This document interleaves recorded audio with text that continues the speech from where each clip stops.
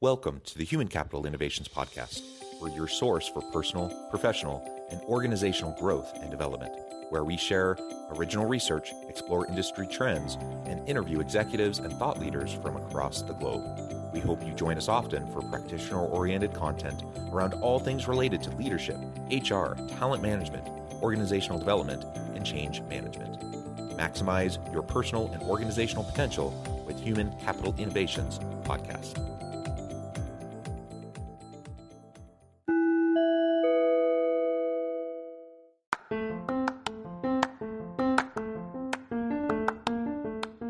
If you enjoy the Human Capital Innovations Podcast, enjoy ad-free listening by going to the Patreon page, and please consider contributing even at the producer or sponsorship level. And please leave a review. Thank you for your support.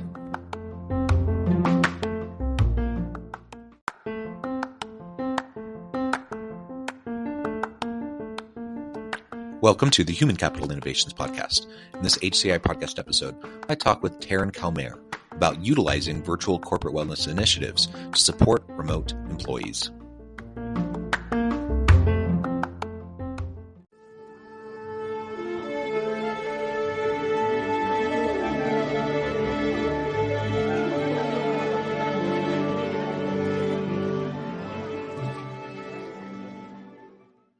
Tarin Calmeyer, welcome to the Human Capital Innovations Podcast. Thank you so much. It's a pleasure to be here, John. It's a pleasure to be with you. You're joining us from Mexico today, nice and hot where you're at. I'm south of Salt Lake City in Utah. It's also hot here.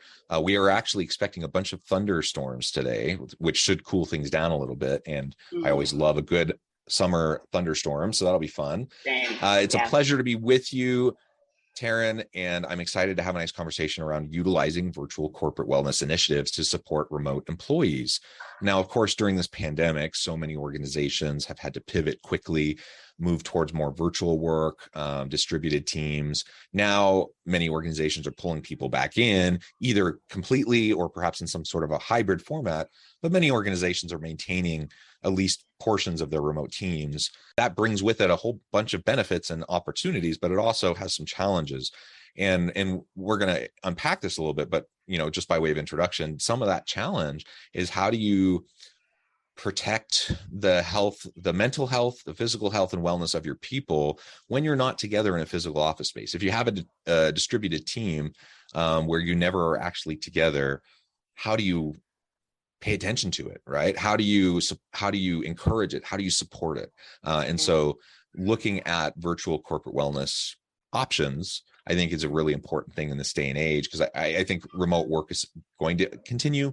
And in fact, I think it'll probably continue to increase. We kind of like the pendulum swung during the pandemic. It's kind of swung back a little bit as we've been emerging from it. But I think it'll continue in the coming years to move towards more and more contingent, more and more distributed, more and more remote kinds of work arrangements for at least a good segment of the labor force. 100%. Couldn't agree more. Yeah. All right. As we get started, I wanted to share Tarin's bio with everybody. Tarin is a South African-American CEO and founder of the world's first virtual corporate wellness company, Remote Team Wellness. After 10 years of teaching yoga and mindfulness, leading team retreats, and consulting, she founded Remote Team Wellness to support the thousands of companies shifting to virtual team wellness events, with services spanning from virtual corporate wellness initiatives to in-person team retreats. Remote Team Wellness has customizable and comprehensive solutions for every team. To date, the company has clients like Meta, Dell, L'Oreal, Netflix, and many more. Tarin is also a dynamic keynote speaker on modern employee benefits and workplace wellness in a remote era. Fantastic to be with you. Anything else that you would like to share with me or my listeners by way of your background or personal context before we dive on in? No, John, I think I'm going to get you to do all my intros. That was great. Thank you. No, very impressive. And you're doing some great stuff. So let's dive right on in. Tell us just a little bit about the origins of Remote Team Wellness, because I'm always interested in that kind of a development and story. And then we can get into specifically more about how we can utilize that, the types of remote corporate wellness initiatives that are possible and how we might be able to utilize those better. 100%. So it's actually a funny story about the origin of Remote Team Wellness. So the pandemic happened, obviously, the pandemic at the height of it, in March 2020 happened, and I was in South Africa working with a hotel group at the time. So I was actually planning on doing a bit of a tour of South America, and unfortunately, travel was just completely off of the table. The borders shut down in South Africa, and I was stuck there for 10 months. And in that process, I was also separated from my partner, who was in the States.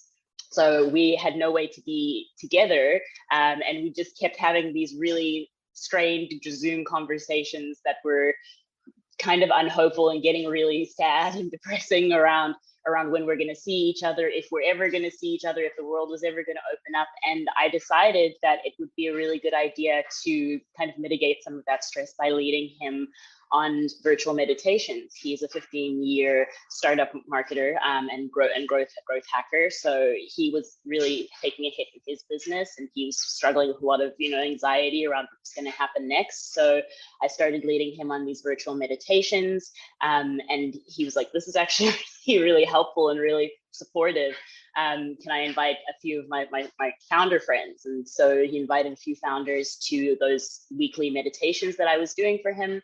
And then they started asking if they could invite more people, invite their team members, and asking me to put together, could you maybe do like a stress management session for our team? And it was actually just a very organic way of starting to just provide those resources that were not being met through employee wellness programs that were standing. And it was really providing that human element as well. And I saw that huge opportunity and that huge gap in the corporate wellness market to actually provide those supportive resources for employees. Because obviously, just like you were saying, how do you actually bridge that gap and make sure that there are those support structures in place? And I think the answer to that is by making it a priority and actually realizing that it's important and there does need to be that support. So that's how we started. Well, yeah, that's super interesting, and kudos to you for being attentive, and observing that need, that gap, and then being able to work towards filling it. That's important. And yeah, the pandemic really put a spotlight on wellness and mental health issues in addition to the physical health. Obviously, there's a lot of concern about COVID, but very quickly reports started coming out about the increases in anxiety, depression, things like domestic abuse, those sorts of things. Like it was hard. It was a hard transition for people. And let's not forget, I mean, that was a tumultuous time, not just because of COVID, but the George Floyd moment and like a lot of social unrest, political unrest, like a lot of stuff all happening all at the exact same time. And it was just a really hard time. And so organizations, many organizations really stepped up to the plate, and they knew we need to, look out for our people. We need to figure out how to do it though when we're never even together. And hence now, you have these types of offerings. So I think that's fantastic. Yeah, definitely. It's really wonderful to be a part of that movement. And I mean, just like you're saying, the mental health aspect of what's happened from the pandemic is almost a pandemic in itself. And that's something that we need to address on a larger scale for sure. And definitely needs more attention and airtime. Yeah. And so you already started to tease a little bit about some of the types of things you were doing as you were organically kind of spinning this up. But why don't you lay out for us, it doesn't necessarily have to be just your company, but, what you're doing, but what you see people doing in this space that you think is helpful and useful, and things that we should be thinking more about in terms of utilizing to help with the wellness of our people virtually.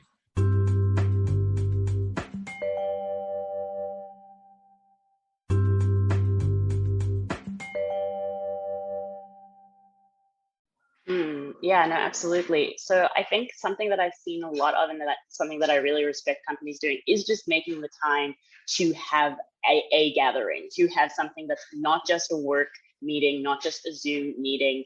It's something where people actually have the space to share how they're feeling, to air how they're feeling, to actually have that resource of what's going on a personal but also professional level, because those things are so deeply interlinked. And I think that's also something that the pandemic really highlighted and really spotlighted for a lot of organizations, that there is no real compartmentalization and separation that can happen when there is something as grand and large scale and unprecedented as what we've been going through for the last 2 years. There has to be that integration and that speaking to both sides of the experience, because it's all just a part of the human experience. And really just adding in those little elements of human connection is something I've really been impressed with in a lot of organizations, and in some organizations not so much. So there are some really amazing tools that I've seen kind of come out of this time, you know, different kinds of like conversational prompts for Slack channels, different, you know, nudges to get up and take a drink of water, to go and move your body. Those things are absolutely fantastic. And I think having those integrations is a fantastic way to just show people that are working in your organization that you care about them on that human level, rather than just, you know, going through the motions of yeah, we have a EAP and we have a cessation program, you're good, you know. So really having those organizations prioritize that connection element has been one of the most amazing things to see throughout this.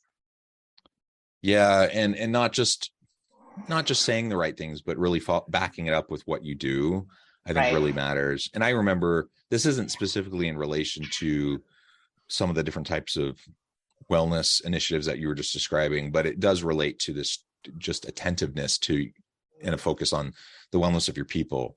And, you know, really what we've seen is the need for greater levels of empathy from leaders during this time. I mean, that was always an important leadership characteristic, but I think now, after 2 years of a pandemic, people who maybe were considering that more of like the soft, fluffy side that maybe wasn't as important, I think, you know, most people are realizing, oh, that really actually is very, very important. And I think back to the early days of the pandemic, and I'm a professor, in addition to doing consulting work and those sorts of things. And so when the pandemic hit, like many organizations, we at the university, we had to switch on the dime. And it happened literally as we were going into spring break. And so the decision was made, we're closing down for like 2 days, you know, before spring break. And then when students come back from spring break, everything's going to be virtual. So all classes, everything is going to be online. Now we had some online classes before the pandemic, but it was probably like an 80-20 split, 80 face-to-face, 20 online. Now it was 100% online. Many faculty who had never taught an online class, their course was not developed to be an online class. And literally within a week, everyone had to kind of figure out how to do it and to make it a meaningful experience for students. And so it was a heavy lift, and it was like it was for many organizations going through similar transitions. And I was in a meeting with an associate provost, kind of a high level executive at the university. And we were, you know, there were a lot of pressing matters, a big, long agenda, things that needed to be addressed. And I was just so impressed. This is just like a week in, maybe 2 weeks in at most. And I was just so impressed by her willingness to just acknowledge the challenges everyone was facing. So as the meeting starts, she just opens it up by saying, there's a lot of pressing stuff. We got a long agenda. There's a lot of stuff we're going to have to try to get through. But how are you doing? And just acknowledging what everyone was going through. And then she said, you know what? We'll get to the agenda, but why don't we just take some time and just go around the room? And I just want to give people a chance to share, you know, what some of the challenges are that they're facing. Maybe there's something we can do to help each other. And so we took the first, quarter of the meeting to do that. And it was the first time, you know, I'd been in a whole bunch of meetings up to that point, and they were all just like urgent and fast paced, and like, we just got to get stuff done. And this was the first time that someone had actually taken a moment to say, okay, everyone's struggling, everyone's tired, everyone has stress and anxiety around this thing. Let's figure out how we can be supportive of each other. And that meant a lot. That, I mean, there had been messaging around, we want to support you. We want, you know, practice self-care, those sorts of things. There had been messaging and things said along those lines, but up to that point, nobody had actually done anything to really demonstrate it. Right. And so that just makes a huge, huge difference. I remember that was super impactful to me at the time. Yeah, how amazing. And yeah, it's so amazing to have that shared experience too, and really just to speak to that, because that's to try and push it under the rug and pretend that nothing was happening. That was kind of a disturbing part of the pandemic as well, to see the companies, organizations, brands that were trying to just brush over it like it wasn't happening. But I think those are really the people that brought it to a different level, because we were all experiencing the same thing in completely different ways. And so I think having those moments to just share that connected human experience was such an it is still such an opportunity to deepen that team bond, deepen that connection within the organization too. Yeah. So let's talk more specifics now. What are some of like the really cool things that we can do? You create spaces for connection, opportunities for connection. You have empathy and compassion, and you share, and you try to create a safe space where people can share and be open. All that kind of stuff is important. What are some of the specific types of initiatives that we can start to implement that are really kind of fun and innovative and exciting, that can engage our people and get them to create patterns, and habits around their wellness?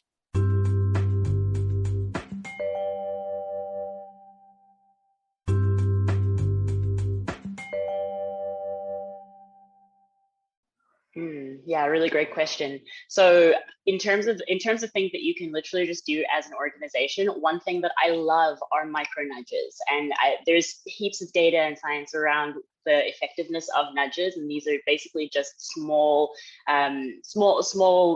like tasks to give to your employees throughout the day. So this is something that is very easily implementable, to literally just schedule an email that says, hey, why don't you get up and move your body? Why don't you get up and listen to your favorite song for the next 3 minutes and have a little dance party in your kitchen? Why don't you go and grab a glass of water? These are things that, again, can really just shift a person from I'm completely locked into working and completely locked into my screen and not really connecting my head to my body, to actually just get them back into that space of, okay, well, I need to be taking care of myself while I am in this remote space, because there is a tendency to obviously, really overwork and stay online way longer than maybe we would have before the pandemic happened, while we were still working in the office, when there was that very clear defined line of, this is something that I actually need to separate myself from, or I'm moving away from the space where I work. Now we have our work in our home space, and for a lot of us, we have made those adjustments to make sure that that is an optimized environment. However, some of us really have trouble with actually separating those two things. So again, to have the organization giving you those little micro nudges throughout the day, like, these are the things that you actually can do to keep yourself well while you are working, and making sure that you are being conscious of how much time you are spending with your screen, how much time you're spending online, is really important. Another amazing thing that companies can do for their teams is just to schedule time that's not just a Zoom meeting. So something that can be a little bit more interactive, something where people can get to know each other, whether it's like a mingle bingo event, which can just be like having people break off into different breakout rooms to talk about, to find the person that has done something similar to them, or maybe just to have a conversation with someone different in the organization, and having kind of like a speed conversation exchange. Those are also things that can really help to build those deeper team bonds and connections for people who have been virtually onboarded and really haven't had time to connect with the team on a deeper level. So carving out the time and making those spaces throughout the quarter to actually connect, I think, is a really, really huge opportunity. And whether you have a planner or a wellness company do that for you, or it's just an initiative that you take on yourself, I think it is absolutely imperative that it is made a priority.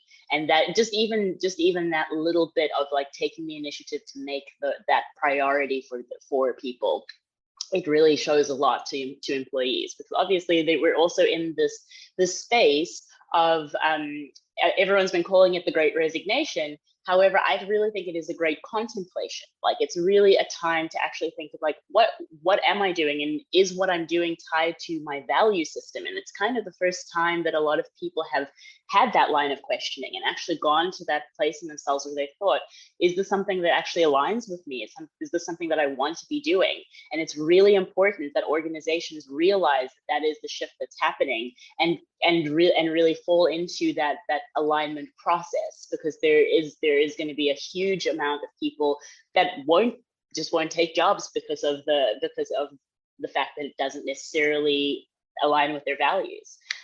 So I think that, again, making the time for those kinds of activities is such an important part of setting up a well-being initiative, setting up a well-being program. Also, even just utilizing super simple tools like doing different breathing practices. I found our breathing sessions to be some of the most profound and really, really amazing sessions for organizations, because it really, again, takes people from a space of being in their heads and being so, worried about the future, in another moment, all over the place, to just coming back to their bodies, coming back to themselves, and then having this understanding that, oh, wow, I can access this space anytime, and I can actually just learn how to take a few deep breaths. And that actually helps me to build a deeper resilience in the times when it is a little bit more challenging, or I do have harder decisions to make. I think that's a fantastic shift to just make in general, to even just start out a meeting with a wellness practice. Start out a meeting with, let's all just take a deep breath together. Let's take a few deep breaths together. And then we can begin, because then we're beginning from a place of clarity, and we're beginning from a place of focus and calm, rather than being in this fight, flight, freeze, fawn response that we are all in, and we've all experienced in some way, shape, or form in the last few years. So really doing things to shift ourselves back to that very calm, homeostatic state, that's an amazing opportunity to actually come into a deeper level of awareness. Yeah, I love the tip on just on the mindfulness practices of some meditation, deep breathing. I mean, it can be very simple things, and it doesn't need to take lots of time. It doesn't need to be very expensive. So anything from like those simple types of practices up to, think about what you did when you were together physically with your team, and you would do team building things. And in fact, I'm back together with my team at the university, and just yesterday we had a retreat. And we took 90 minutes in the afternoon to go to a local pottery place where we got lessons on doing a pottery wheel, doing stuff on a pottery wheel, and it was just fun. Like it didn't connect to anything really, but it was team building and just interactive, and we just got to know each other, a little bit, those sorts of things. So anyway, that's just an example of like things we all have done those things before, and we did those things when we were together physically. So then the question is, are there things like that we can do when we're not together physically, but still to have fun beyond just like getting together for a Teams meeting or a Zoom meeting? And I'm thinking about the same team back in the height of the pandemic. I remember we had a holiday gathering where we had some stuff that we did that was work related. Then we just did like a cupcake design, and everyone was at their homes. We just did a Zoom thing. Actually, we used Teams, and we bought kits for everyone, sent them to their houses, and then we just like designed stuff and had like little competitions, and it was just casual and fun. And so there are things you can do if you're just thoughtful about it and try to be a little bit creative, and usually pretty low cost. So I definitely encourage listeners to think about what you can do for your virtual teams as you're trying to support them and encourage, their self-care, their mental and physical wellness. Well, Tarin, it has been a pleasure. I know at the time I'm going to have to let you go here in just a minute, but before we wrap up for today, I wanted to give you a chance to share with listeners how they can connect with you, find out more about your work, and then give us the final word on the topic for today. Amazing. Thank you so much for having me. It's been such a pleasure to have this conversation with you. If you want to find me, I am on all social medias. You can find Remote Team Wellness at Remote Team Wellness, or visit our website, remoteteamwellness.com. If you want to connect with me personally, I am Tarin Calmeyer, TarinCalmeyer. YER on all social medias. And just a final word and a kind of final thought that I really love to leave with people is just to really make sure that every single day, in some way, in some moment, that you are taking time to check in with yourself, because awareness is the first step to any wellness journey. So becoming aware of how you're feeling, how you're doing, how you're breathing is such an important and vital practice that can really shift and transform so much in your life. And it's super simple. So just by even just taking time, maybe even a few minutes before you wake up, before you grab your cell phone, before you check in with the rest of the world, I just encourage you to check in with yourself. And that practice will completely multiply and take you to completely different places, because it really shows that you care about you, and then you can care about everyone else. So that's my little practice, and I hope you stay well. Wonderful. Thank you so much, Tarin. It's been a real pleasure. I encourage listeners to reach out, get connected, find out more about what Tarin can do for you. And as always, I hope everyone can stay healthy and safe. They can find meaning and purpose at work each and every day. And I hope you all have a great week. Do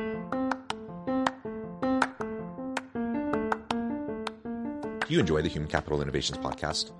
Enjoy ad-free listening by going to the Patreon page. And please consider contributing even at the producer or sponsorship level. And please leave a review. Thank you for your support.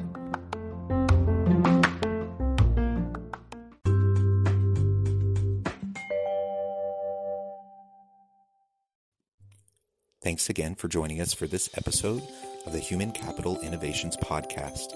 I hope you stay healthy and safe and that you have a great week.